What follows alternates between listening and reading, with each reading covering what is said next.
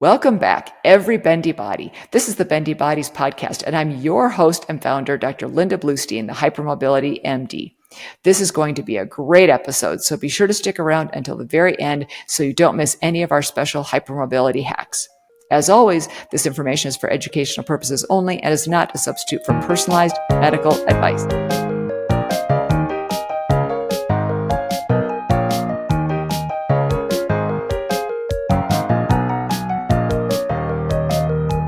Wow, this is going to be such a great conversation. The questions about sleep and chronic illness, chronic pain, and joint hypermobility just flooded in. And so I'm so thrilled to introduce your guest today, Dr. Roger Seheult. Sleep medicine is just one of his 4 board certifications.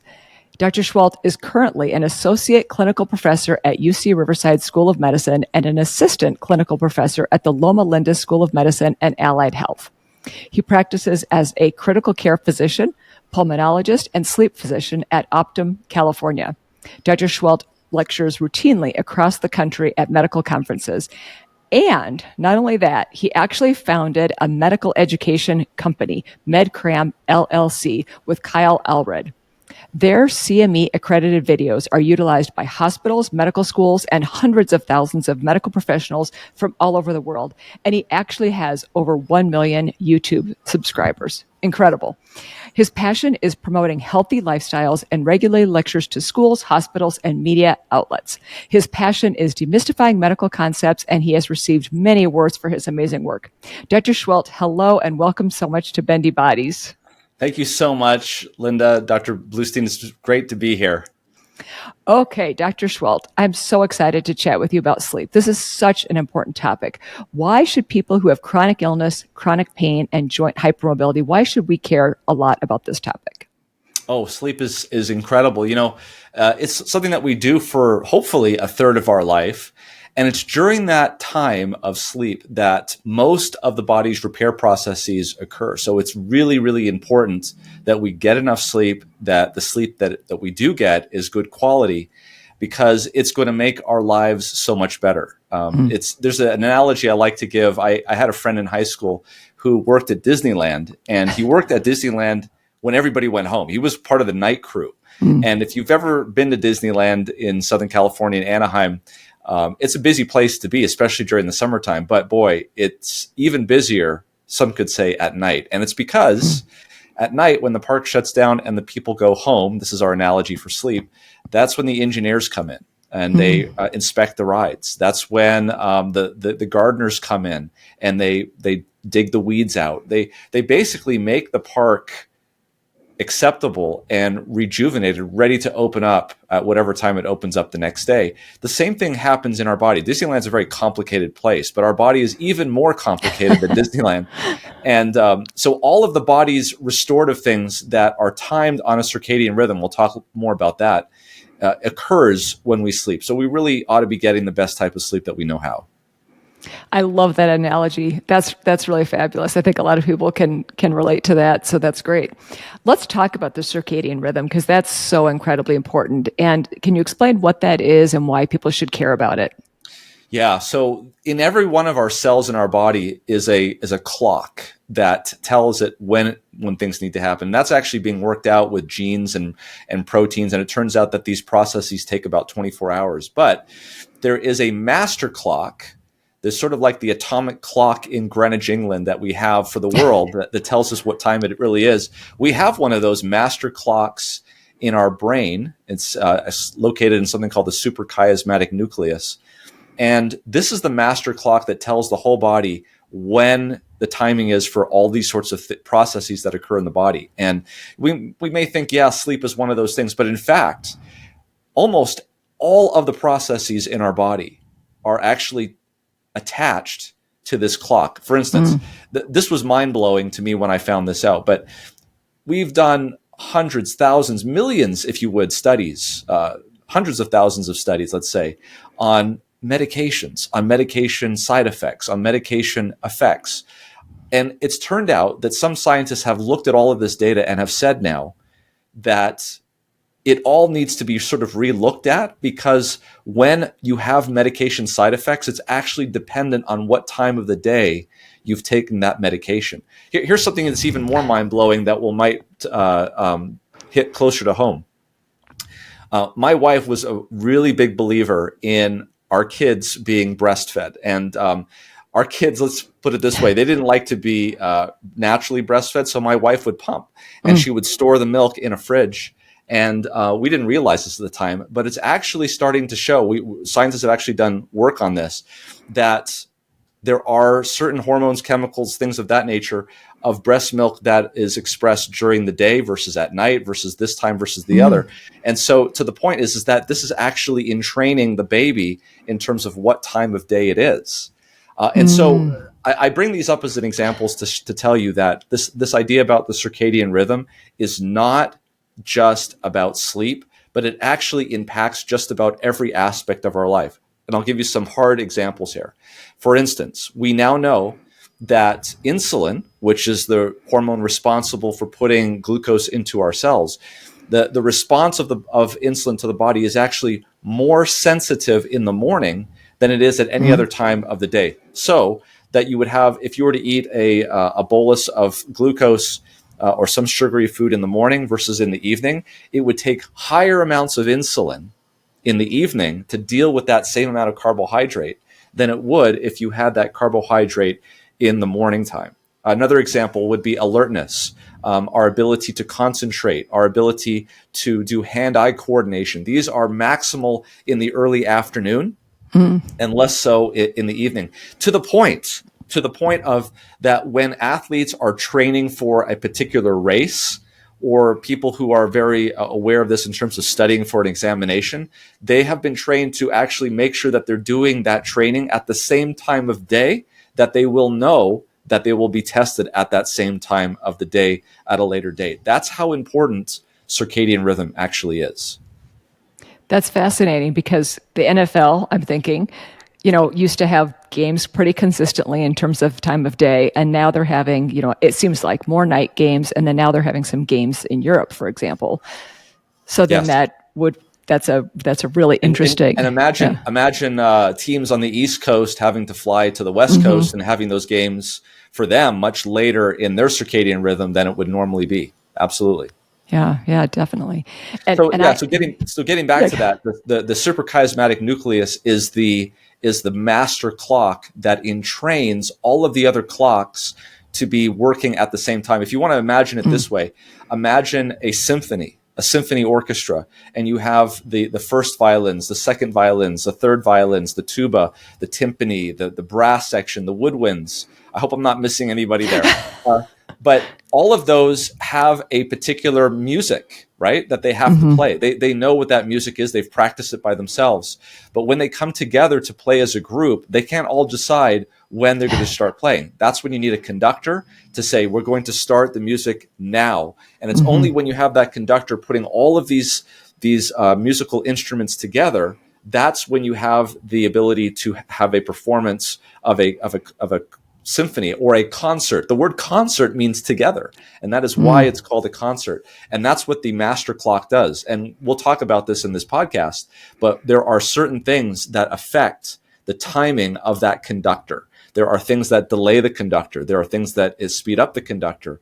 There are things that suppress the conductor. And all of those things are going to affect the performance of the piece. And that's what we are, is basically we are the performance of that piece.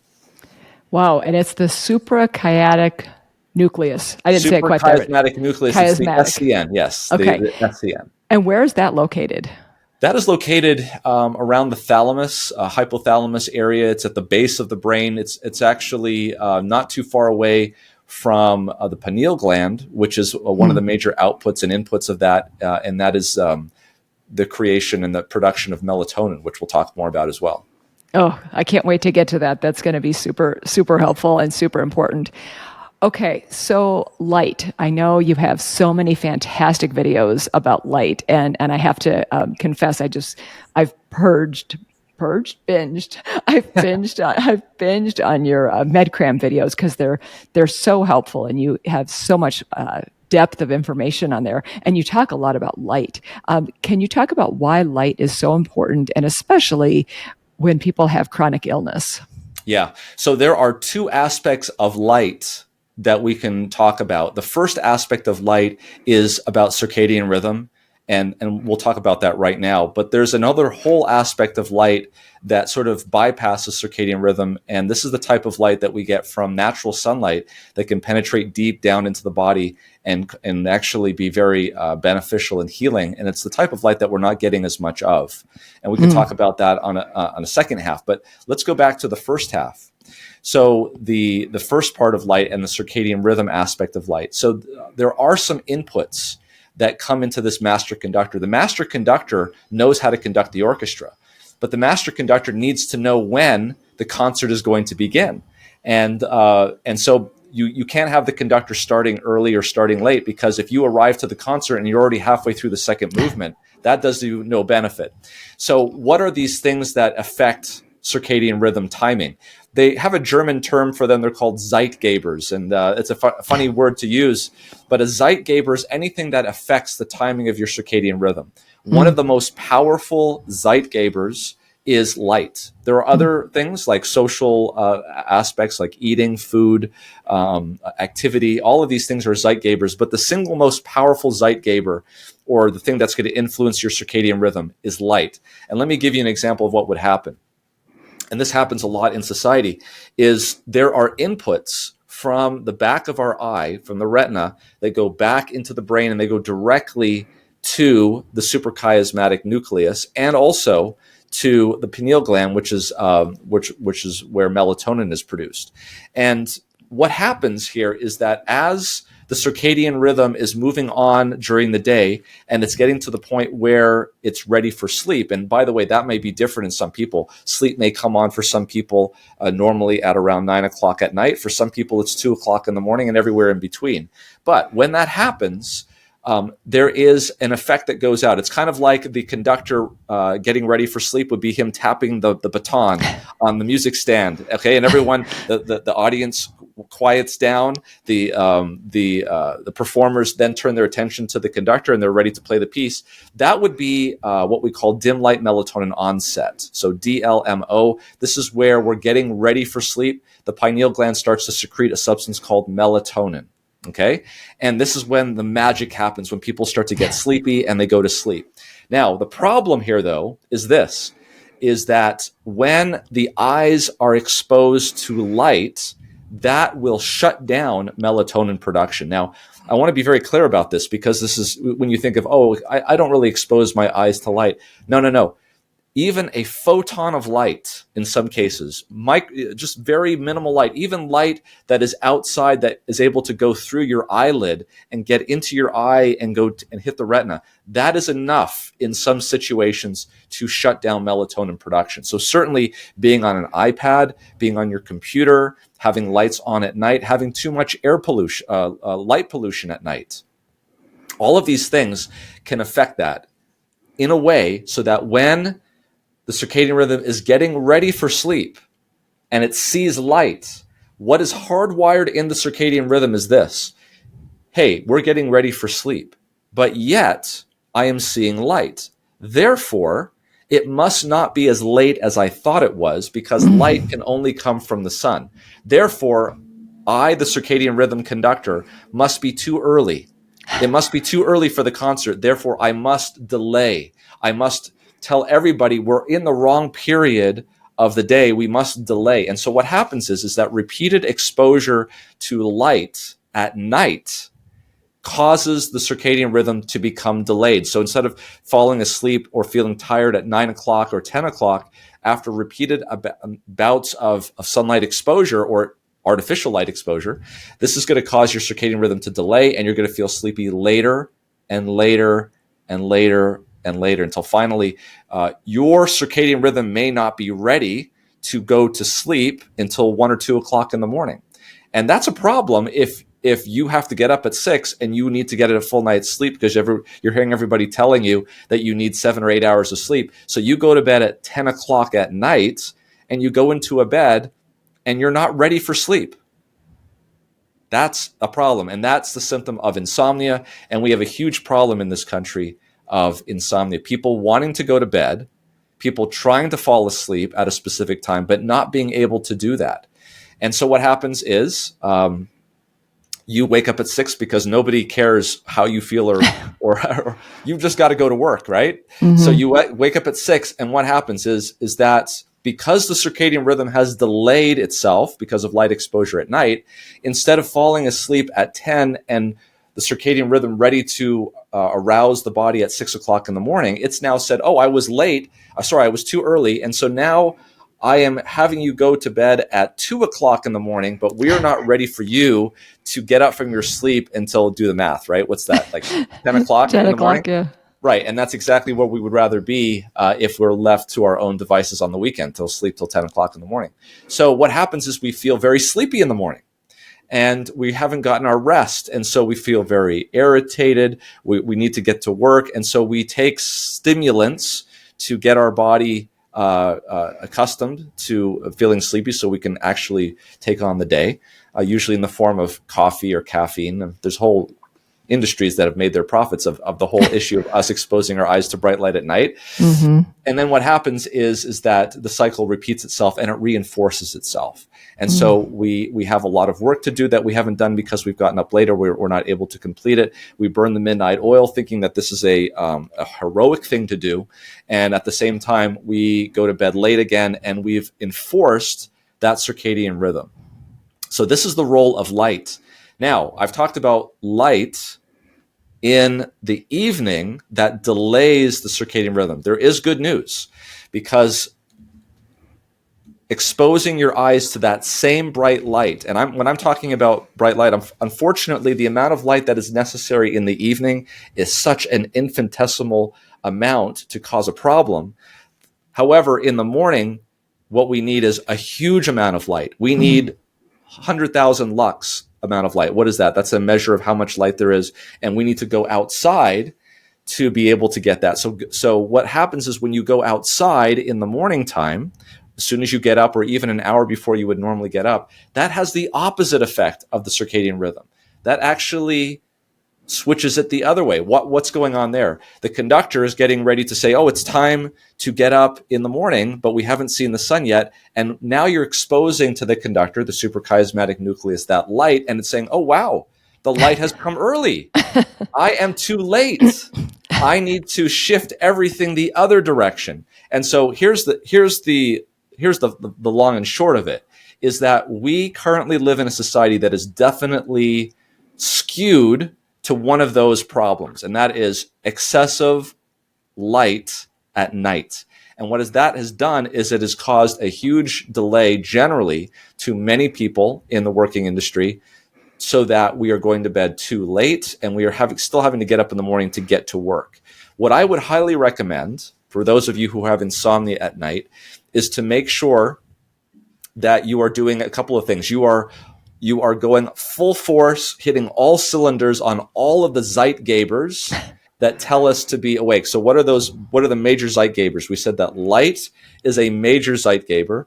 We said that eating and food is a major Zeitgeber. And there's something else that's also a major Zeitgeber, and that's exercise. So if you are someone that doesn't fall asleep at night, it takes a long time to fall asleep, and you feel very groggy in the morning, highly recommend the following. Number one, getting up early in the morning, exposing your eyes to bright light outside. And if you're in a situation where you live in a high latitude where that's not happening because the sun is not up at that time, then I would recommend investing in a light box, 10,000 lux. It's about $20 on Amazon, and exposing your eyes to that amount of light for about 20 minutes in the morning. Getting some exercise in the morning, that's another Zeitgeber, and then having a good breakfast in the morning when your insulin levels are the most sensitive to get those calories in, and then tapering off the amount of food at lunch, and then finally at dinner time. So the problem here we have in the United States is we do the opposite of what we should be doing in the Western world. Number one, we have very large late dinners. We stay up and entertain ourselves on screen devices, iPads, televisions, and we still have to get up early in the morning. And that's a recipe for lack of sleep. Wow. Yeah. I was thinking as you were saying all that is exactly the opposite of what most of us are doing. And we're getting more and more, it seems like we have brighter lights, like LED. I just recently moved, and it seems like all of the lights are LED. It seems like that's like, it's really hard to not get an LED light. And I was fascinated when you said it's really just takes like a photon and just such a tiny amount of light. So that's really, really challenging. But I think the morning part is the part that people can really maybe act on most easily. So that's really, really, really important.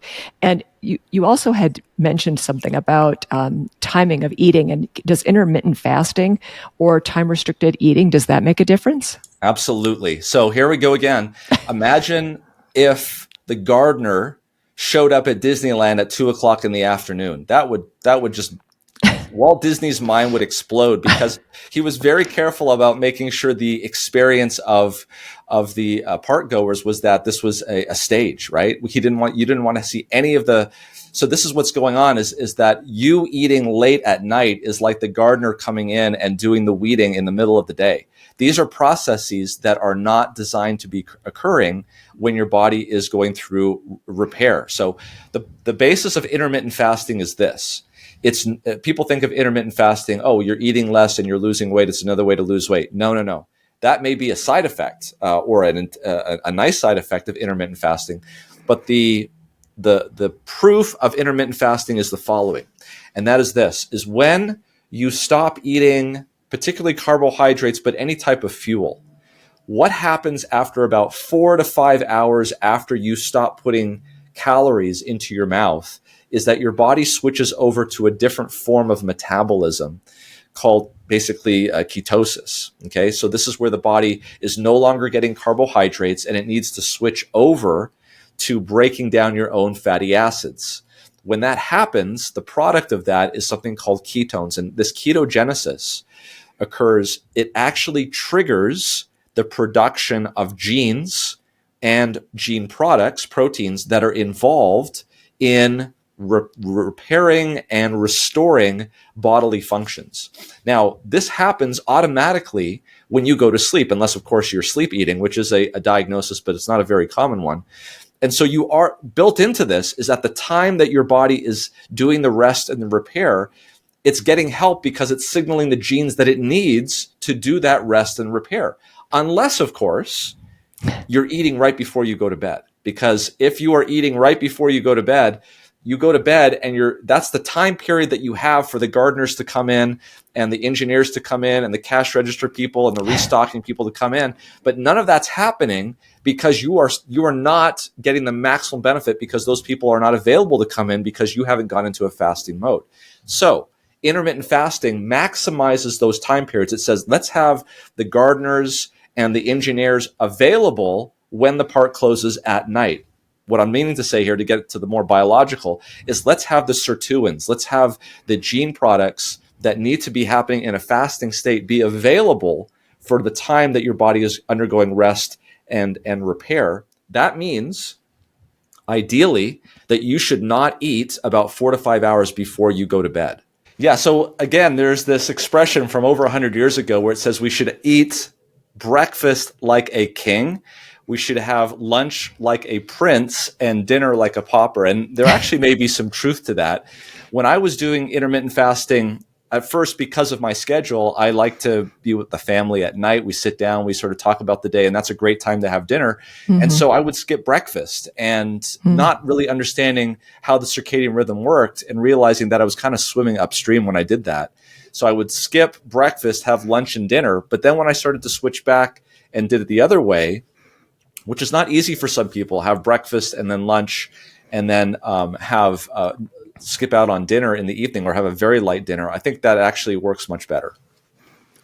Yeah, that's super interesting. And I can see where like people who are working out of the home during the day and there can be a lot of challenges. And then I know a lot of people who have, for example, autonomic dysfunction, they'll eat small meals, and a lot of people who have other chronic illnesses. But that's great information and something that I definitely do not do myself. And I will definitely give that a try. What about, you mentioned several times about people that are like falling asleep at 2 and if they wake up at 10. If you don't have to wake up early, is there anything wrong with going to bed at 2 and getting up at 10?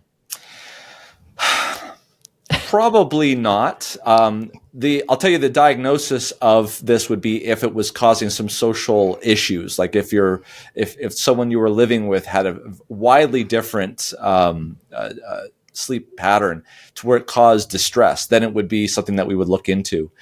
But I think that the issue with having your circadian rhythm so off of what it should be in terms of sunlight, it makes the hours of sunlight less available to you and the benefits of that sunlight. And that kind of leads into the second part of what we talked about, which is the beneficial effects of sunlight on the human body, not even having to do with circadian rhythm. And there's a lot of data on that. Everybody knows, of course, about vitamin D, but natural sunlight has a much, much bigger influence on the health of our human body than just vitamin D. I'm not minimizing vitamin D. It's important, but there's so many other aspects to sunlight that we get a benefit from. We could talk about, this goes beyond the scope of this discussion, but there's evidence that sunlight, near-infrared radiation, near-infrared light, complete biological spectrum lighting improves mitochondrial disease, has an effect on mood. We know about seasonal affective disorder. There's just so many aspects to light. We have so much data on this that people who live in areas where there's a lot of near-infrared light, in green spaces, for instance, they just have better outcomes, better health outcomes. There was the Sweden study, it's called the SSS study, the South Sweden study. Thousands and thousands of Swedish women in that study that showed that people who undertook light avoiding behavior had higher incidences of cancer, melanoma actually, and that those that were sun avid behaviors had lower incidences of cancer and metabolic syndrome.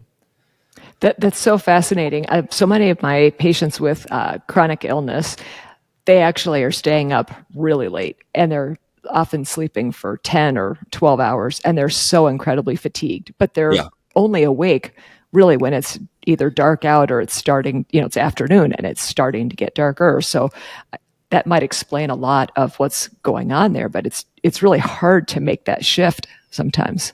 It is, and your body is accustomed to it. And when you start to make shifts, I'll make this point very clear, is that you're not going to be used to it at first. You're going to be hungry when you're used to having food, and you're not going to want to eat food when you're not used to having food. And I have good news for you. We have data that shows that when you change the time of day, it actually changes the expression of certain genes. And eventually what will happen is you will start to be agreeable of eating at those times, but it will take some time for that to happen. How long do you think for the average person? Takes about 2 to 3 months to really get into that. The reason why you are hungry during the time of the day that you regularly eat is because your body has been trained to be hungry at that time. You've trained your body, and your body is adjusted to that. So if you make a change to a deliberate change to be hungry, or to eat, I should say, at the other time of the day, in the morning, for instance, your body will make the changes necessary, but it will take some time for you to take in that meal at that time. Okay. And a follow-up to this is, I'm thinking about people who fall asleep while they're watching TV in the evening. Yeah. They're just drifting off, but then they get in bed and they're wide awake. What's going on there? Yeah, exactly. So this is known as psychophysiological insomnia. So imagine that you have struggled to fall asleep in your bedroom. And let's just back up here a little bit. We here living in the Western world, in the first world, we have bedrooms, right? We have rooms that are designed specifically for sleep. Not everybody has that. Even here, I mean, we have one room apartments and things, but for those of us that have, quote, bedrooms that are designed for us to sleep in, that's our war room. That's the room that we go in every night and battle with this issue of not being able to sleep. And so what we're doing is we're associating all of those anxieties and battles with that room. I hear this all the time with my patients who have insomnia, and it's this psychological insomnia where they are ready to go to bed. They are exhausted. They're ready to go to sleep. And as soon as they walk into that room, all of those subconscious feelings that are associated with inability and not being able to do something comes back to them and makes them exactly the wrong thing to do if you want to be falling asleep, which is anxiety. The way I like to analogize this is, imagine going out onto the hall of Carnegie Hall. So you're walking out onto stage, But instead of a piano there for you to play or a violin, there's a bed. And you're being asked, go and sleep in that bed. How many people would be able to go into that bed and sleep? It's very incredibly difficult to do that. And yet that's what it's like for some people when they go into their bedroom. It's a performance. And the anxiety of that performance actually inhibits that performance. And so what we need to do is we need to take the battle out of that bedroom. The solution for psychophysiological insomnia is to no longer make a mountain out of a molehill. It's to take the battle out of the bedroom. If you go to bed, you can't sleep, we highly recommend that you get out of that bed, go to another part of the house and have that battle somewhere else. Also, we don't want to dilute the signal, subconscious signal of you falling asleep in that bed by diluting that signal with other things in the bedroom. Okay. So working in the bedroom, being on your laptop, watching television, doing all of these things that dilute that subconscious signal that it's now time for bed is not a good thing. And you should not do that in the bedroom. So basically, kind of jokingly, humoristically, the bedroom should only be for two things. And if you don't get one, well, the other isn't so bad either. I love it. I love it. Okay, that's fantastic information. And let's switch gears and talk about sleep apnea. This is something that obviously is incredibly common, right? And so if we can talk about, if you could talk about what relationship there is, if any, with chronic illness, chronic pain, and connective tissue disorders like Ehlers-Danlos syndromes, and also, we know there's central sleep apnea and obstructive sleep apnea. So if you could talk about that a little bit. Yeah, so real briefly, obstructive sleep apnea, let's talk about obstructive sleep apnea so it's very clear. When your brain goes to sleep, unfortunately, your airway also goes to sleep a little bit. And so what happens is that the nerves that try to keep that airway open, which is not a rigid airway, it's a flexible airway, they tend to relax. And so when your lungs are taking in a breath at night, that airway can get more collapsed until finally the negative pressure in that lumen from you breathing air in can close it and prevent any air from getting down into your lungs. And it might sound like this: silence. Okay, I can do that really well because I'll confess I have sleep apnea, I figured out that I had sleep apnea long after I was trained in sleep medicine. So there was no denying it. I knew exactly what was going on. But this will happen. And people sometimes, if it's really bad, will wake themselves up because they can no longer breathe. When you can no longer breathe and when air no longer gets into the lungs, the oxygen levels in your blood drops. And when that happens, it sets off two consequences in your brain. Number one, the part of your brain that senses oxygen is very disturbed and sends out sympathetic nervous system outputs to all over your body. So your heart rate goes up, your blood pressure goes up, and you arouse out of your sleep. So those are the two things: is the arousal out of your sleep. That's one. And number two, this sympathetic nervous system push, or basically stimulation. And to the point that your airway opens up. That's exactly what it's supposed to do. Is if you can't breathe, you're going to get that opened up. Air is going to rush back in again. It may sound like this. Okay, so I'm giving you a little bit of a dramatic demonstration there. You may wake up out of your sleep. You may be having a dream, or maybe even a terrible dream that you wake up out of because you can't sleep because you're getting the sympathetic drive. And so at the root cause of sleep apnea is the laxity of tissue. And so it should not be too surprising to understand and realize that people with lax joints, Ehlers-Danlos, etc., have an increased risk of obstructive sleep apnea in those populations. And so because the problem is a mechanical problem, the solutions are generally mechanical solutions. There's no medications or things of that nature that will reverse the issues of obstructive sleep apnea. So the most studied, the longest used, the most efficacious intervention for obstructive sleep apnea is positive airway pressure, or CPAP. So what's going on there? If you can imagine a flat tire, this is your airway and it's collapsed. So what we want to do is we want to put just enough pressure in the airway to pump up the tire, if you will, and leave it open so that it stays open while you're breathing. And then the way they do that is by having a device that fits either over your nose and your mouth, or just your nose if you keep your mouth closed when you're breathing at night. And what this does is it keeps that tissue away from each other so that when you're breathing, it's always open and you can exchange air without a problem. And this is done so much for so many people.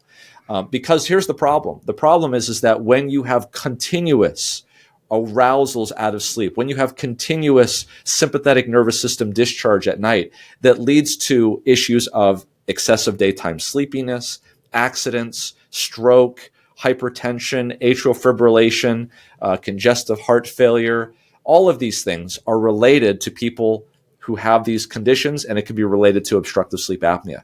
When you put CPAP on and it opens up that airway and it prevents that from happening, you no longer have the arousals. You are now able to go into nice, deep sleep and stay there and not be aroused out of it continuously. And by the way, what I mean continuously is there are some people that, well, we define sleep apnea as anyone who has symptoms and where this happens more than 5 times per hour. 5 times per hour, right? So that's once every 12 minutes, okay? But I've seen as high as 100 times an hour. So they literally cannot sleep and breathe at the same time. And so it's really important that we reduce the incidences of these things. I could show you so much data that would just be mind-blowing. I could show you, for instance, the impulse of the sympathetic nervous system in a normal person and in somebody with sleep apnea during the day. So this repeated stimulation of the sympathetic nervous system at night when you're sleeping translates over to during the day, you have increased sympathetic nervous system activity. That means higher blood pressure, faster heart rate, all of the bad things that you don't want to have. This is causing those problems. So relieving that obstruction is really important. Okay, but there are other treatments that you can also do. There are other things that will keep that airway open. One of those things is a dental device. So if you can imagine, I can do it really well because I have this problem. But if you take your lower 2 fingers, put it on your lower jaw, and put your lower jaw in front of your upper jaw. So in other words, that the 2 incisors on the bottom of your teeth are in front of the 2 incisors on the top of your teeth. Because the tongue is anchored to your jaw, what you're doing is essentially you're pulling the tongue forward, which is the major problem in sleep apnea, because what happens is the tongue falls back and it causes the airway to collapse. So if we can get the tongue off of the back of the airway, especially in mild to moderate sleep apnea, that can also be a solution. So wearing a dental device can be something that you can do instead of wearing a CPAP device. There's also another device called Inspire, which is more for moderate to severe, that does something very similar, except it doesn't move the lower jaw forward. It simply activates the muscle that sticks your tongue out, like this. That's the genioglottal muscle. And the way it does it is there's an implantable device that goes on the other side of where a pacemaker usually goes. It looks very similar to a pacemaker. It detects when you're about to take a breath at night when you're sleeping, and it sends a signal to that muscle that they implant into your neck to stimulate that genioglottal muscle to contract, and it moves the tongue forward every time that you breathe. So that's another way of doing it. That one's a little bit more invasive, and it does have some side effects to it. But those are the 3 main ways that we now have today that are approved to treat people with obstructive sleep apnea. And I'm thinking about that middle way. And if someone has TMD or temporomandibular dysfunction, that could be potentially problematic Yes. in terms of that option. Yeah, it could. On the flip side, for those that grind their teeth at night, this could be a twofer where this dental device would prevent them from grinding their teeth and would move the tongue out of the way. So my recommendation would be is if you feel that you have this, is to get a sleep test, and we can talk more about sleep tests, but also to try either CPAP or to see a sleep certified dentist who is trained in this area, and they can actually make the dental device. Now, you may say that I don't have dental insurance. Here's the good news, is because obstructive sleep apnea is a medical problem, your medical insurance will pay for you to see the dentist to make a dental device for your medical problem. That is great information. That is really good to know. And let's talk about home versus lab sleep studies, because will that detect obstructive versus central sleep apnea? And what are the pros and cons of the different options? Absolutely. So central sleep apnea, before we go on, is this idea that in both cases, obstructive and central, you stop breathing. In obstructive sleep apnea, the reason why someone stops breathing is because the airway has closed. And clearly you will see that their chest and their abdomen is trying to get a breath in, but because it's closed up here, they can't get that breath in. Central sleep apnea is different. It's where the brain, for whatever reason, is not wanting to take a breath, and it's not sending a signal down to the chest and the abdomen, and therefore these people are not breathing, and there is no movement in the chest and the abdomen. So that's how you would tell the difference. Generally speaking, in those cases, it's because of carbon dioxide levels and trigger thresholds that could cause that. And we typically see that in people with congestive heart failure or strokes, or and even in lung disease patients. But generally, that's a smaller subset. There are people that can get central apneas after they are treated for obstructive sleep apnea, but that's a little bit different. All right, so let's talk about tests. So back in the old days, everybody would have to go into the sleep lab, and everybody would be hooked up with wires all over their head. And it basically cost a lot of money to make a very simple diagnosis. It was overkill. And so there's been an explosion of devices that can be used, and they're FDA approved, where if you see somebody, let's say somebody comes into your office, in my office, they're overweight, they have a very large neck, their mother and their father both had sleep apnea, I open their mouth and I look into their mouth and they've got a large tongue. And I'm like, this guy is a slam dunk for sleep apnea. Do I need to send him now to do this expensive overnight test where they're checking for everything? No, I can do a very simple home sleep test where they basically wear a device on their head. It checks their oxygen saturation. It can tell what position they are lying in. There's a little device that comes down to their nose that can tell when they're taking a breath in and when they're taking a breath out. And there's these sensors that can tell when they're trying to take a breath in and out. So this is a much cheaper way of doing it. But there are limitations with these home tests. These home tests do not recognize very well central apneas. And so therefore, if I have a patient who has a risk factor for having central apnea, like a stroke, they are a congestive heart failure patient, or even if they have lung disease and they're on oxygen, clearly I can't be putting oxygen on somebody that has a detector there by the nose. Those are the ones that I send to the lab to have the full out studies done. And those are only about 10% of the people that I send for sleep tests in general. So home testing has really revolutionized and made more simple the ability to check for sleep apnea. Now there's a newer technology. It's been out for a little while, and it's based on not checking to see if somebody is breathing like these traditional home tests are doing, but rather looking at the response of the pulse. Okay, so what happens is when somebody has an arousal because they have an obstructive event that we talked about, their heart rate is going to do a specific pattern. Well, that can be picked up on a watch. So there's something called WatchPat that is actually being used, where you can make a definitive diagnosis of sleep apnea based on this pattern that they see on the pulse alone, and you can actually do treatment based on that as well. So there's a variety of tests. Probably what will happen is if you are a patient and you suspect this, your physician is going to have already set up a relationship with a testing corporation or a testing company that will decide, and you and he and the physician will decide, do you get a in-house exam, a home exam, or the WatchPat? Okay. And some of the people who have EDS are more prone to things like Chiari malformation. Sometimes it's pretty subtle. And so those might be people too that would benefit from an in-lab because of the risk of central apnea. Yes, exactly. Okay, great. And what about, I've also heard that, as an anesthesiologist, of course, I'm used to doing a lot of these maneuvers to open the airway and putting a wedge to, elevate the head relative to the rest of the body. Does elevating the head of the bed, can that be helpful? Yes. So it depends on what the results of the sleep study show. So what they do very nicely on these sleep studies is they add up the events based on what position the patient was in. And if we see a patient that is what we call positional sleep apnea, meaning that when they're on their back or supine, that's when we're getting the worst effects of sleep apnea, then it may be beneficial not only for them to sleep with the head of the bed elevated, but also sleep on their side so that the gravity doesn't pull the tongue back. There's a number of devices that have come out to try to encourage people to sleep on their back, there's one that kind of alarms when they sleep on the wrong side. There's also the old-fashioned way of sewing some pockets in an old T-shirt and putting some tennis balls in there. Right. You're already laughing because I think you've seen that too. Yep. It's kind of an interesting. I've actually got a shirt once when I was a sleep physician from a company. They just wanted to trial it, and they sent it to me.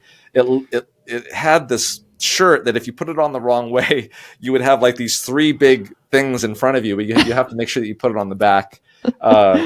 It looked like a cow. I mean, it had like these That's udders. funny. But no, it's effective in that it keeps you off of your back, and for some people, that's all they need. Because there's such a stark difference between when they are sleeping on their side versus when they're sleeping on your back. But I would caution people to say, that's me. You would be surprised what happens when you're asleep and you don't know. The best way to find out what happens is to actually do the sleep test. Mm-hmm. Yeah, for sure. And what about alignment problems? Like, for example, if you have kyphosis or, problems with your cervical spine, can that affect breathing in your sleep? There's a number of ways that could potentially affect it. If the cervical spine, in a sense, is been manipulated or is malaligned, I've seen patients who have elevated hemidiaphragms because the phrenic nerve is not able to the phrenic nerve is the nerve from the brain that tells the major breathing muscle called the diaphragm to contract and to breathe. And if that's not intact, then these people are susceptible to not getting enough of a breath at night. And if that's the case, then I would almost exclusively want to treat these people with positive airway pressure, but not in a continuous way to keep the airway open, but to help them with those volumes. We call that bilevel or BiPAP. Another way that's potential is with the kyphosis or the scoliosis. These are all curvatures of the spine which make the lung volume suboptimal and cause the same situation. So if they're not taking in enough volume when they're sleeping at night and they're not breathing enough volume, the carbon dioxide is not coming off, and that causes the carbon dioxide levels to build up, and that can cause headaches in the morning. That can cause elevated pulmonary artery pressure, and this can lead to cardiovascular complications. Yeah, we definitely want to try to avoid those if we possibly can. Right. For sure. Let's switch gears again and talk about sleep medications. It seems like there's just more and more that are coming on the market, yet I'm so glad we talked about light first because, yes. It's like we're trying to fix these problems maybe the wrong way a lot of the time. But what should we know about sleep medications? Sleep medications, talking to a sleep specialist, I have no problem using sleep medications in a very short-term targeted way for people that have very short-term issues with sleeping. Like, for instance, if they have had a death in the family and they're having difficulty sleeping and you need to do it for a very short period of time. Realize that these medications can be potentially addictive, depends on which one, and we can talk about a few of them. And really, according to the studies that have been done, the long-term use of sleep aids has really not been very effective at treating the sleep problem and may have significant side effects in the long run. There's actually one study, it was not definitive, it was a associative study that showed that even the use of these FDA-approved medications for sleep like Ambien, like Lunesta, and some of these other ones can actually increase the risk of falls, and it was actually associated with an increased risk of mortality in older patients. In fact, after they came out with the dose of Ambien, they actually had to rescale back the dose, particularly for women. They also recommended it for men as well because there was a high incidence of people doing these automatic behaviors the next morning. And it actually says on the label that you should not drive 24 hours after you take this medication. So if you're taking it every night, you really just can't drive if you're actually taking this medication. Really? Yeah. So it's wow. If I have a patient with a chronic sleep problem, I am going to do sleep hygiene, going through their entire sleep list of things that they do before they go to bed.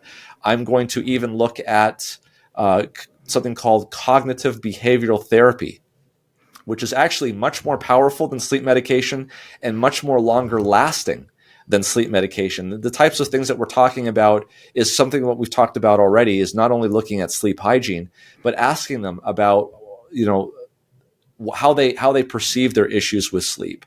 Even doing sleep restriction therapy to see. There's a lot of behavioral things. Oh boy, we could talk for an hour about the things that people do when they can't sleep that actually make the problem worse. And there's things called precipitating factors like death in the family or a new job, good stress, bad stress. All of these things can precipitate it. But the key thing that causes us to be chronically insomnic are the perpetuating factors. Let me give you an example of what might happen. So let's say there's a death in the family or something stressful has happened, you can't sleep. And you know that sleep is so important to your health. And what you do now is you say, you know what, I'm going to go to bed earlier tonight and I'm going to try to get some sleep. Tell me, what's going to happen if you go to bed earlier and you're not ready for sleep? You're not going to fall asleep. And you're going to feel and you're going to associate that insomnia and your inability to fall asleep and all of the feelings of inadequacy and your poor health. And you're going to project that onto your room so that the next time you come in, now that is built into the equation. So you're slipping more and more into this deep hole of chronic insomnia. And what cognitive behavioral therapy does is it recognizes those behavioral issues, identifies them, and reverses them so that you are able to get to sleep. You have sleep confidence. To give you a quick explanation of what that does is we restrict people's sleep from 8 hours a day. You have 8 hours to sleep. Go ahead and do it however you want. Let's say I give them 8 hours of sleep, but they only sleep for 4 or 5 hours during that period of time. Then what I would do is I say, okay, now I'm only going to give you 4 or 5 hours to sleep. Make the most of it.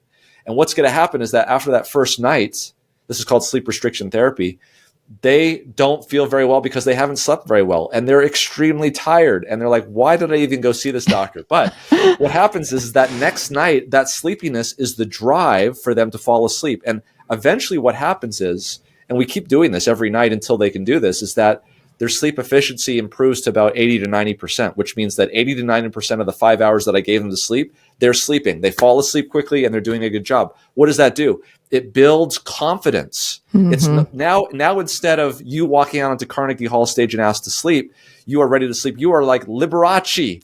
You are walking out onto Carnegie. I'm dating myself. Nobody knows who Liberace is. I do. You do. Okay. You are now this tremendous piano player and you're walking out and you're ready to play that piano. You're ready. That piano isn't going to play you. You're going to play that piano. And so now you have confidence you're able to do this. And so what I do is I then give them 15 minutes back. And I do this. This is a slow process. This is not my technique. This is a well-known technique that any sleep physician would know how to do. It needs to be done carefully because you can actually become more sleepy at the beginning. So you have to make sure that you're not part of you're not a truck driver or an airplane pilot. So you have to do this under supervision. But I'm just giving you a flavor of the types of things that I would rather, and the science is showing that is much more effective at getting you to sleep rather than chasing all of these medications, which are basically just covering up the symptoms of the problem. It's a terrible thing to say, but think about people that have died because they just could not sleep and they took too many medications. I mean, we know who those. We know some examples off the top of our head. Yeah, but for sure. It's what people would do to be able to get a good night's sleep. Oh man, it's incredible. Yeah. Yeah. So how do you get a good night's sleep? Here's a real quick thing. Exercise in the morning, sunlight in the morning. This really cues your circadian rhythm to get that done. Making sure that you're not exposing your eyes to bright light or any kind of light at night is really important. And let me just tell you an anecdotal story real quick. I went to do a recording similar to this one, and we went off to a place where we did it, and they actually hosted us, and they put us up into a room, and they had a sauna. And I had never really been in a sauna, but I'll tell you, the host took me and Kyle, who's the other half of MedCram. We went into this sauna and we had a wide ranging discussion. And every 20 minutes I would go outside and have a cold shower and come back into this sauna. And we had a wide ranging discussion. We just completely lost sense of time. And as it turned out, this must have been 170 degrees, 174 degree sauna. I spent about 2 hours in that sauna. Okay. And I went to bed that night. I cannot remember a night that I slept so soundly than that night right after that sauna. So sure enough, I've looked online for evidence of this, and I see that Rhonda Patrick, who does love her. She's amazing. She just put out a podcast showing, and she's actually very interested in sauna work. We've actually hosted her before on that topic. that actually saunas are very beneficial for getting good night's sleep. They increase all sorts of slow wave sleep, all sorts of things. If people are listening to this are interested in doing that, I think that's really worthwhile looking into. This was a true traditional heat sauna. This was not an infrared sauna. I'm not saying that wouldn't work. I'm just telling you what the data shows. So that's the quick. Like if I wanted to just boil it down and juice it down to something that you could drink, the big top things if you want to get a good night's sleep is exercise in the morning, bright light exposure without glasses, going outside into the sun. You don't look at the sun, but be outside.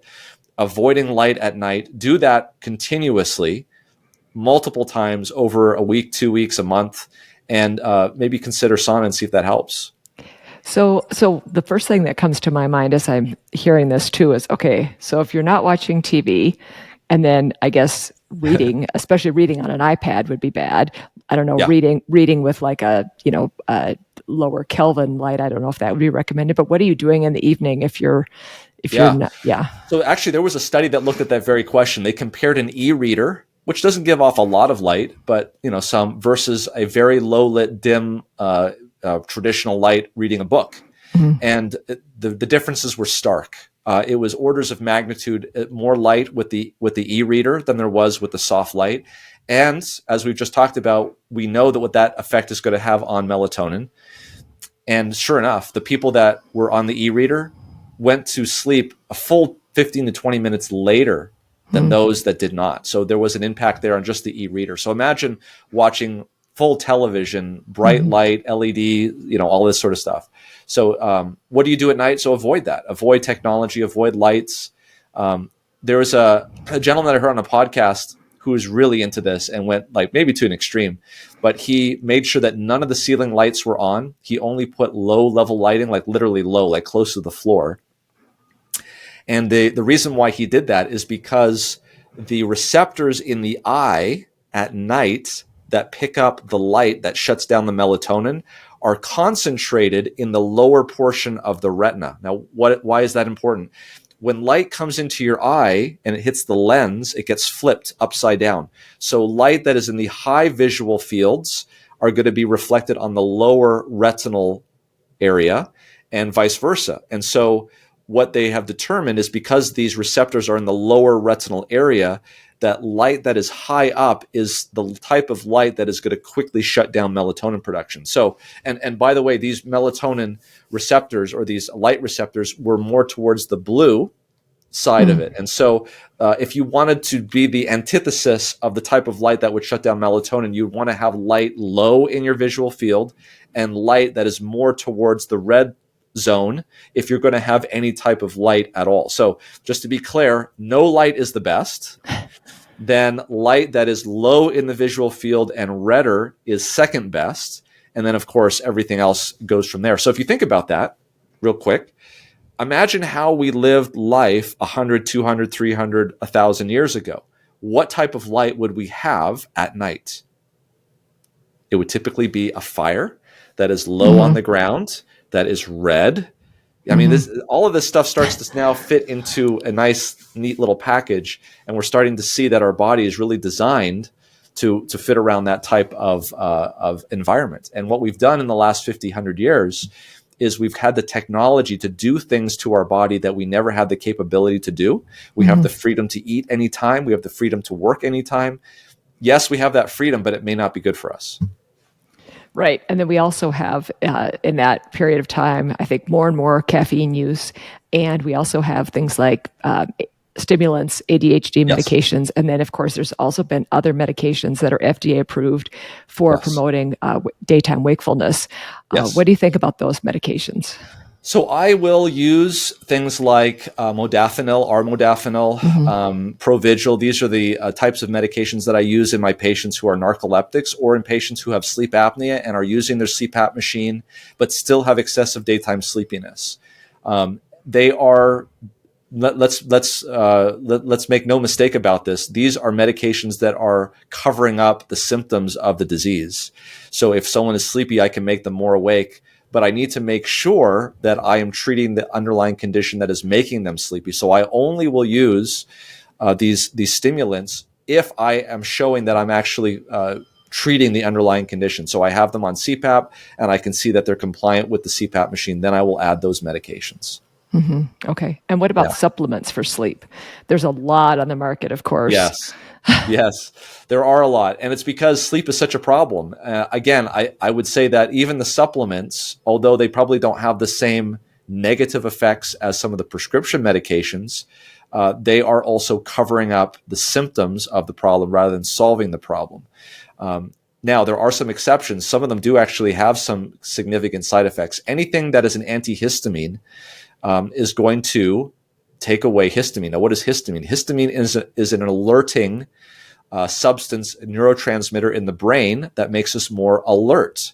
So if you take an antihistamine, it's simply going to make you less alert, which means you're not going to be able to think as well. You're not going to be able to process as well, but you are going to maybe be able to go to sleep better at night. The problem is that we don't know for sure, but there are some studies that have associated long-term antihistamine use with dementia, and that's not a good thing in my book. So I would try to avoid that. Again, I would look at the underlying causes and try to fix those things. Right. It's kind of like in the EDS world and patients who have mast cell activation syndrome. And, yes, you can use different medications, but at the end of the day, you really want to make sure that you're removing the triggers that are causing the mast cell degranulation in the first place. Yeah. I mean, there's a spectrum, and you and I know as physicians that we need to do what we need to do to reduce the risk and improve the benefit to the maximum amount that we can. And so there are some patients where we can get away with lifestyle choices, but there are some patients that we need to do lifestyle, but we also need to add some medications, at least in the short run, to get them out of danger. Right, for sure. So we had so many questions that came in after I posted. This was such a quick turnaround, which I love it. It was fantastic to get to chat with you so on such a short notice for both of us. But so I want to throw some of these questions at you. So the first question is, what do you think about sleep watches and other monitoring devices? Like there's like the Oura Ring, and there's a whole host of things. So at first, my response to those devices was skeptical, but after looking at the data, they're actually very accurate. They've actually done a very good job of picking up this stuff, such to the point that a number of these technologies have now made it and are FDA approved, like the WatchPat. So yeah, I do not poo-poo that at all. I think it's there's a lot of good data on there. We've actually tried to, on our MedCram channel, try to educate people on exactly what REM sleep is, what slow wave sleep is, because you can actually find that on your devices and know more about it. So yeah, definitely. Okay, great. And we got so many questions about sleep positions. So people that have joint laxity, joint instability, they might sublux their joints or even dislocate their joints in their sleep. They have other positioning problems. They have pain when they sleep on a shoulder or hip, or when they're sleeping on their back. Do you have any thoughts about positioning, pillows, mattresses, some of these more mechanical type issues? Yeah, I would say this is that it's so diverse that I would pick the position, whatever position works best for them in terms of their ability to have the least amount of pain. Obviously, that's going to be the best position for them. Now, that being said, if they also have sleep apnea, and they probably should be tested if that's what they have, because if there's a laxity of joint and tissue, then there's probably also a laxity up here as well. So getting tested for that generally speaking, although this is not 100%, generally speaking, sleeping on your back is not a good position if they do have sleep apnea. But I would hate for somebody who sleeps well on their back because of their joint laxity and the pain issues to try to avoid that just because of that theoretical possibility. A better thing to do would be to be tested for sleep apnea. And then not only if they have sleep apnea, but some people have sleep apnea and it doesn't matter what position they sleep on. They still have sleep apnea. So that can all be answered in a sleep test. They will definitely be able to answer whether or not they have sleep apnea and whether or not there's a particular position that it is worse in. And even those home tests actually can tell you about the positional aspects. Okay. Absolutely, yeah. There's an accelerometer in the machine that can tell when you're sleeping on your back or on your side, or which side even the prone position, it can tell. Yeah. Okay, great. And then also there were people who commented that they get paresthesias or numbness, tingling in their hands or other body parts. Can you just explain why that happens and what people? So I have the same thing. So I can speak from this from experience. When I was in medical school, I did a lot of reading, and obviously back in the days when we went to medical school, we didn't have YouTube videos. No, we So didn't. I was leaning a lot on my elbows, and what that caused later, I found out, was something called a tennis elbow, or entrapment of the ulnar nerve. So the ulnar nerve goes around this part, the medial aspect of the elbow, and wraps around there through a little tunnel. And what sometimes can happen is it gets entrapped and it gets tight. And so what will happen is if you sleep with your elbow flexed like this, the nerve conduction down the ulnar nerve won't be so great, and it will make the pinky completely numb, and half, generally speaking, of the ring finger. But all of these, the middle finger, the index finger, and the thumb, will be fine, because those are innervated by a completely different nerve called the median nerve, which runs on the other side, and that can be happening because of golfing elbow, I guess it's called. So it just depends on which fingers are numb. If the pinky is numb, then it's probably a result of a ulnar nerve entrapment. And what I would recommend doing, I kind of made a device for myself when I was in medical school. I basically got a piece of cardboard and I taped it up, and I basically put my arms through it. So when I was sleeping at night, I would keep my arms straight. It's probably not good to keep it completely straight, maybe slightly flexed a little bit. But I even had an EMG done, because it was very irritating for me to have numbness and pain there, because I play the piano and all sorts of things. So it eventually went away after I learned to keep my arms straight. But occasionally I'll wake up and I'll have numbness and tingling. Now, if you have numbness and tingling in the other fingers, then the most likely problem is that you've got a carpal tunnel situation, where there is increased compression of the median nerve as it goes through the wrist. And there is a way to release that so you can get feeling back. So number one, it depends on which fingers you're talking about. If it's the pinky, it's probably an elbow issue. If it's the other three fingers, it's probably a wrist issue. And you should probably, you can get something as conservative as a splint.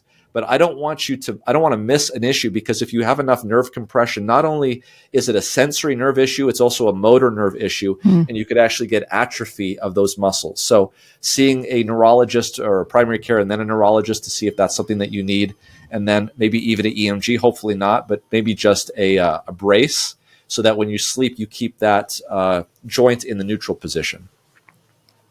Okay, great. And someone had asked about pillow recommendations if someone has cervical instability. And I don't know if you have any thoughts about that, because obviously this is pretty highly specific. That's a little out of my area field. I would probably consult with a specialist who deals with that. I have seen all sorts of advertisements. My wife is somebody that has gone through a lot of pillows. And what I would recommend, though, is I don't know the shape or the size of the pillow, but I will comment on this, is that if you're going to get a pillow and you have any history of allergies or asthma or postnasal drip, make sure you don't have down feathered pillows in there, because that can make your allergy and asthma much worse. Imagine you're putting your nose next to something for hopefully a good 6, 7, 8 hours a day. And if that is something that you're allergic to, it's going to change your life for the worst. And it's something that you probably want to avoid. Sure.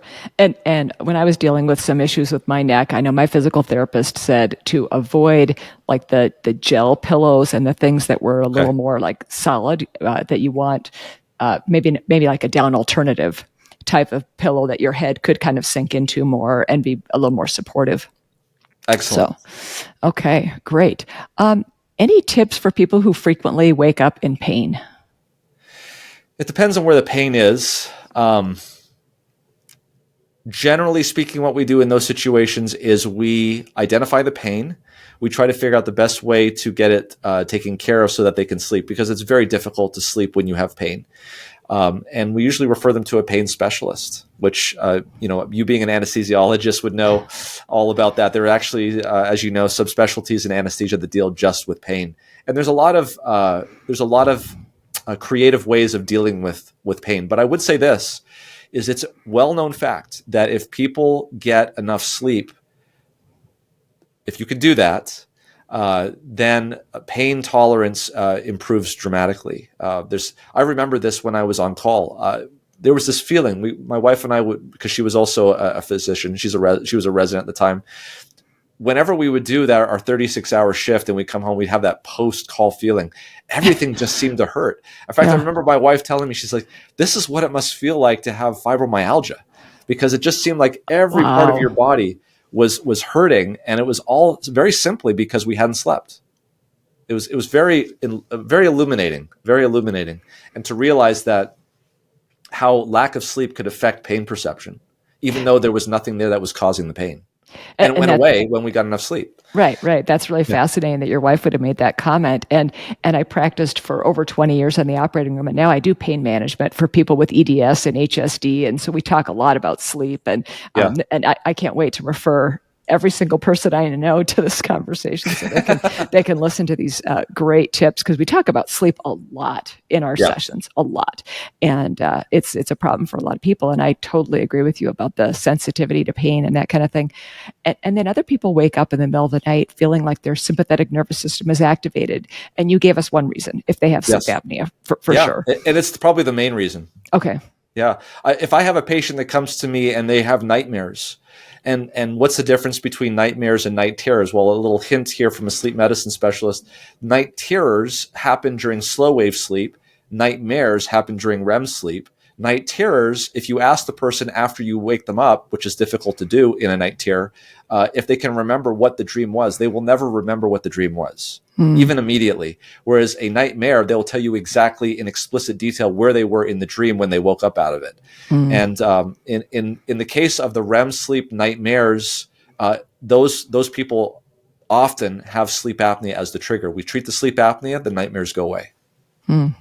Fascinating. And by the way, just to sort of dovetail into the pathophysiology, the reason why is that during REM sleep, your body becomes paralyzed because you are dreaming. And it's a very important defense mechanism that you don't want the patient moving around during their dream because they could hurt themselves.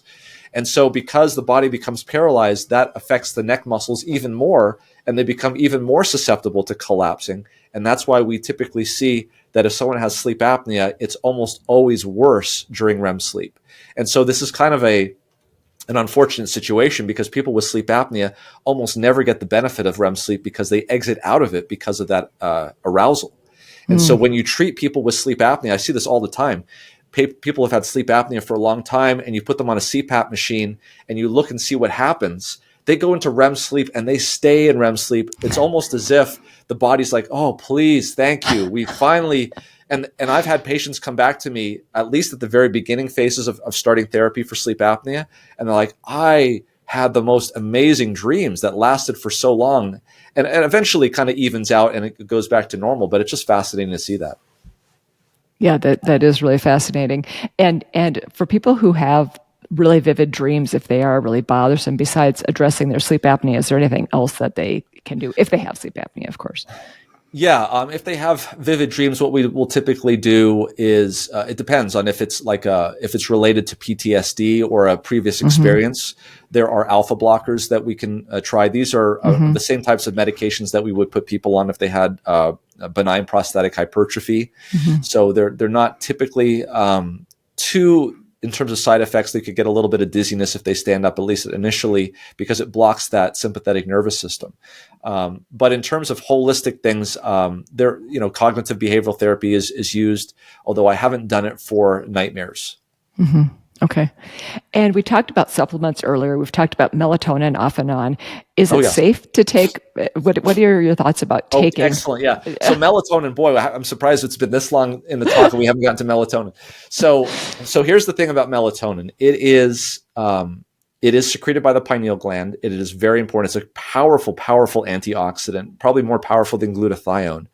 And so people will be like, wow, I need to take a lot of melatonin. The problem is that when you take melatonin and it gets into the blood, it's a signal that it's time for your body to go to sleep. It's that conductor tapping the music stand. So you don't want to take melatonin at any other time except right before you're going to go to bed. And the problem that we find is that the more melatonin you take, the more paradoxical a result that you get. So 1 to 3 milligrams of melatonin can be sleep inducing, at least to get you to sleep, and then maybe not necessarily stay asleep, but at least get you to sleep.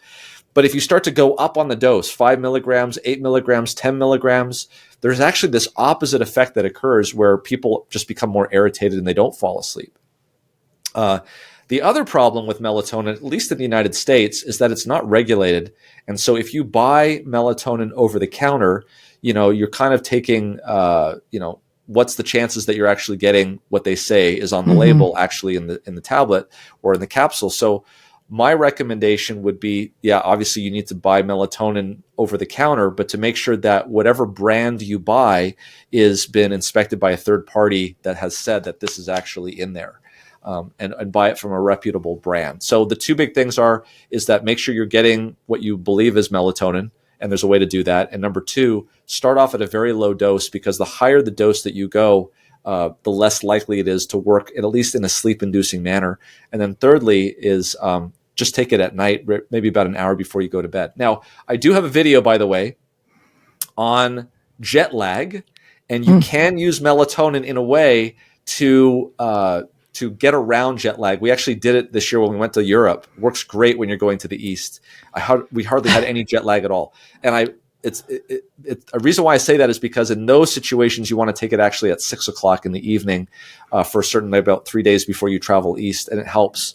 And there's more information on our YouTube channel there for jet lag. How to crush jet lag is the name of the thing. But generally, if you're just doing it and you're not going on a jet, taking it about an hour before you go to bed is probably the best thing to do. Okay, and I will definitely link that specific video in the show notes so people can find that easily. Okay, last topic, short topic before we wrap up. I would love to talk about medical education. It's fantastic what you're doing, and a huge frustration of people who have conditions like EDS and HSD or Ehlers-Danlos syndromes and hypermobility spectrum disorders is that they're not covered sufficiently in medical education.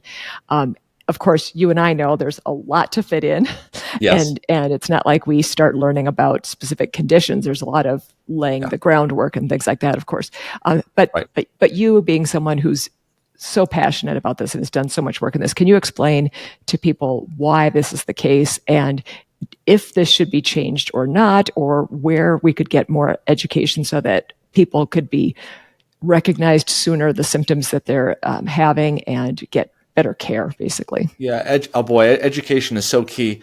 My father was a science school teacher, and he decided to go into dentistry at the age of 40. So I think it kind of rubbed off on me. Yeah. I was into tutoring in college and in medical school, and I became a pulmonary critical care. And then I had this student named Kyle Allred, who was a PA student that was coming out. And this was, probably in 2011, 2012. And he said to me, and they would come out to the rotation and we'd sit down and we'd go over lectures, and I did the same lectures every month for all the PA students. And he said, Dr. Schwab, students don't learn the way that they used to learn. We use YouTube videos, and we find the shortest video on the topic that we possibly can. And you know how it was with us, Linda. I mean, we used to go to the library, have a checkout card and a copy card to copy journals, right? Yep. I don't know, what year did you graduate? I graduated from med school in 90. Oh, wow. Okay. I'm sure I'm older than you. I graduated in 2000, so even more so. Yeah. So that was a real eye opener for me. But what really caught my attention was his suggestion. We should make YouTube videos on specific topics.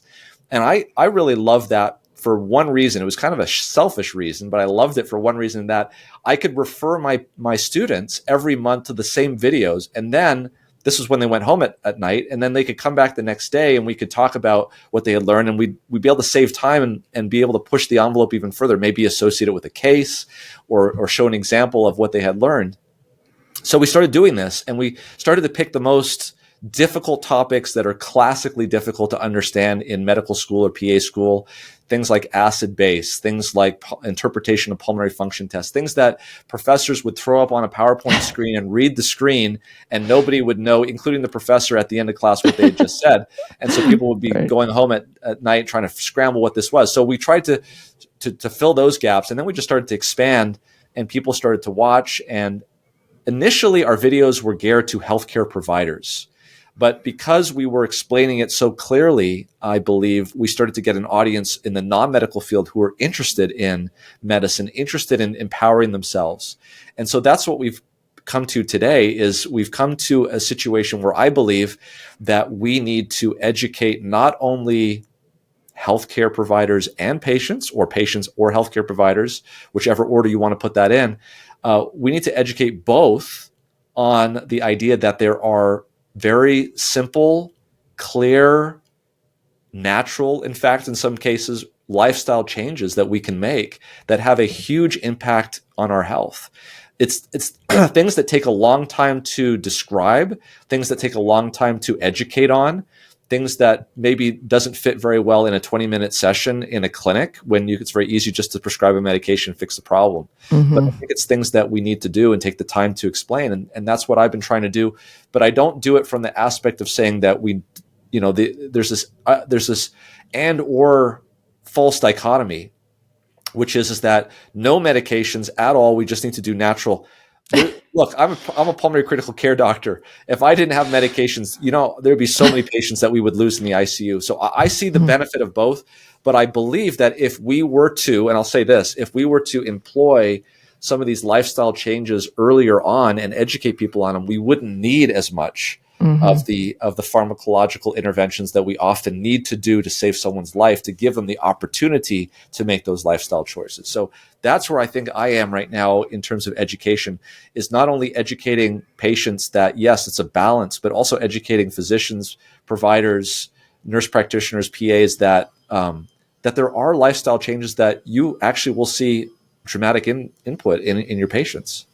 Yeah, absolutely. And that's I practice integrative pain management. I actually don't do any interventional procedures, even though I could do epidurals and, see like plexus blocks or whatever. But because I feel like there's so many more, lack of education is so much more prevalent. So that's also why I do the podcast, so people can get this information and listen to it again and again. And so it's a great way to share information. No, I think it's great. The other, so once we've reached that point, then we even go even further. And I'm, because of my upbringing and faith, I believe that there is a hole in each one of us that needs to be filled with a spiritual aspect as well. I can't tell you how many times I've had patients coming in to my ICU and they are not at peace. They are anxious about their life, things that they have done. And when I give them the opportunity to discuss some of these things and they can be put at peace in terms of these things go so much better. The mind and the body are so connected. Mm-hmm. And when you have that alleviation, not just, I think it's the root source. I mean, I have patients who have sepsis. What are we trained to do? Find the source of the sepsis and remove it. If there's an abscess, cut it out, drain it. If there's a urinary tract infection, treat it. If there's a stone blocking the ureter, take it out. And I feel that so many times there's this rush to treat the symptoms, but not get to the underlying cause. And I think that we're just starting to understand more and more about that. Yeah, definitely. And before we get into the very final thing, which is the hypermobility hacks, yes. Can you tell people where they can find you online? Yeah, so our primary source of communication is the YouTube channel on YouTube, which is Medcram, MEDCRAM. But our website, where we have videos, specifically continuing medical education videos, CE videos, these are for providers that need to get credit that we offer. We actually offer credit for these courses, is medcram.com. Very easy, medcram.com. And so we'll be happy to be a continuing medical education provider as well. Which I was thinking about offering a medical education course, and I started to look into what that would entail. It's amazing that you're doing that, because that is a whole nother ball game. So I can give you a hint that makes it a lot easier, is to find a CME provider and just ask to make content for them, and they will certify your content. Oh. Yeah. That's a great suggestion. I appreciate it. Okay, very good. I'll tell you, CME providers are looking for content, so it's not hard. Okay, great. Yeah. Much better than reinventing the wheel. Yes, you don't want to. There's a lot of regulation and making sure that you're showing that you're making improvements. You still need to do that sort of things, right, on your end. But in terms of the paperwork and the accreditation, you really want to have a partner that does that for you. Yeah, definitely. Okay, very good. So, last thing, can you tell us some of your favorite hypermobility hacks? And you shared some great things earlier with. Yes. So one of the things that I have not learned about until recently, because of the pandemic has forced me to look into some of the things that we used to do a long time ago, is this thing called hydrotherapy. So hydrotherapy is the use of water, typically heated water, in the transfer of energy and heat into the body. It's used extensively in physical therapy. It used to be used a lot in the medical world, especially about 100 years ago. There were hospitals where people would come for therapy in hydrotherapy. It was very labor intensive. You had to have somebody there attending you, heating the water, placing it on, all sorts of things.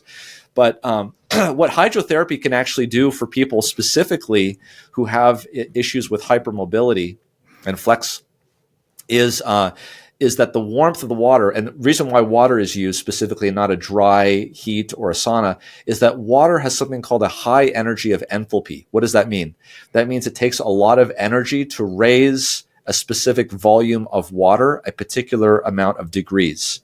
And so therefore, if you put somebody in that water, it's going to give a lot of energy before it cools off. This is the problem, obviously, with burns. So hot water can cause burns because it can transfer a lot of energy. So you have to be careful. So what does this do for someone with, for instance, Ehlers-Danlos? The warmth of the water can actually allow the muscles to relax, and that can actually aid in a lot of joint pain alleviation. So that helps you to actually to have less pain with that. And because if you're doing submersible water, like if you're going to a spa or a heated pool, that can also support your weight and take a lot of the pain off the joints. You can do this, and it's a way to strengthen the muscles around the joint without putting a lot of stress on the joint. So relieving of pain, allowing you to exercise and strengthen the muscles in that area. The water, by the way, can also be used as resistance. So when you're moving around, it's actually causing resistance to your movement, which can actually improve muscle around that without having the issues of joint degradement. So we talked about water and the reduction of stress on the joints. But the buoyancy of the water when you're in the water can also improve and allow you to improve balance, coordination, and posture, and also trunk control. So I think it's kind of like not even a twofer, it's a threefer or even a fourfer. Going into a pool or a heated pool or heated bath can do a lot of those things all at the same time. Now, it's not easy to have one of those things, but I have seen recently that you can actually purchase some of these above ground tubs or pools at a relatively low cost. And if it's something that is really interesting and beneficial for you, it might be something worth investing in, especially if you've got a hypermobility patient. Mm-hmm. And chronic pain, and I think too the also the contact with the water can help with proprioception. So water I think is a fantastic thing for people who have these kinds of problems. So and the reason why I got involved with that, just briefly, is because of its ability to simulate fever. So if you have a very, very hot tub, and you would not want to do this alone. You'd want someone to be there because you can have arrhythmias and things of that nature if it's too hot, or even pass out. The simulation of the body temperature can actually cause an increase in the innate immune system's secretion of interferon, which has a lot of beneficial properties, especially if you're talking about the flu, the cold, or even COVID-19. Okay, that's super great to know, because our immune system, we want functioning at its very best. There's absolutely. It's not like viruses and those kinds of things are ending anytime soon. So we definitely want to have as much protection as we can. Okay, well, this has just been such a packed conversation, and you've been listening to Bendy Bodies with the Hypermobility MD podcast, and your guest today was Dr. Roger Seheult. And thank you so much, Dr. Seheult, quadruple board certified physician with board certification in sleep medicine. And this was such a fantastic conversation, and I know everyone's going to find it so valuable. Well, thank you so much, Linda. I really appreciate you having me on. Okay, great. Thank you for listening to this week's episode of the Bendy Bodies with the Hypermobility MD podcast. Visit our new website at bendybodiespodcast.com, where you can now view guest profiles and show notes with links to products and journal articles. Leave me a comment, sign up for updates, leave a review or a voicemail, and access the podcast on your favorite player, all directly from our website. You may hear your voicemail in a future episode where we answer your question or dive into your gracious feedback. Follow us on Instagram at bendy_bodies. We love seeing your posts and stories, so be a buddy and engage our community by using the hashtag BendyBuddy. That's hashtag BendyBuddy. You can also find me, Dr. Linda Bluestein, on Instagram, Facebook, Twitter, or LinkedIn at Hypermobility MD. Visit hypermobilitymd.com for information about medical services and one-on-one coaching. This podcast is for general informational purposes only and does not constitute the practice of medicine or other professional healthcare services, including the giving of medical advice. No doctor-patient relationship is formed. Do not disregard or delay obtaining medical advice for any medical condition you have. Opinions shared are that of the guest and do not necessarily represent the views of the host or any particular organization. Sponsorship of the podcast does not necessarily mean an endorsement. Thank you for being a part of our community, and we'll catch you next time on the Bendy Bodies podcast.